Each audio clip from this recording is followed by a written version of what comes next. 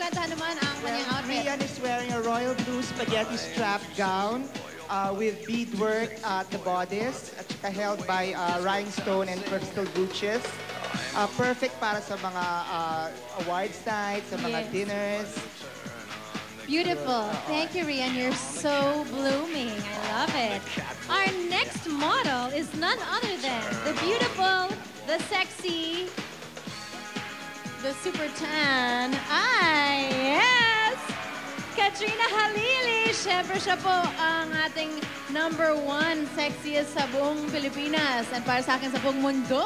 Yan. What is she wearing? Well, Katrina is wearing a ruby red one-shouldered gown in glittered jersey na may mga pearls at saka crystal sa kanyang bust area. Meron siyang chiffon stole sa likod. I love it. You look wonderful. Katrina, bagay talaga siya sa red, no? Yes. With that fantastic tan and body. Thank you so much, Katrina. Diyan ka muna. And finally, we have another ravishing model with us today. She is none other than the gorgeous and sexy to the ultimate level, Alicia Mayer. What is she wearing? Alicia is wearing parang battered gold lace na may see-through sa kanyang bold bosom.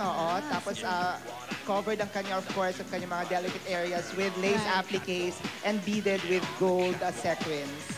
Yes, look at that. Your models are gorgeous. Very stylish. Thank you, Alicia. Love that.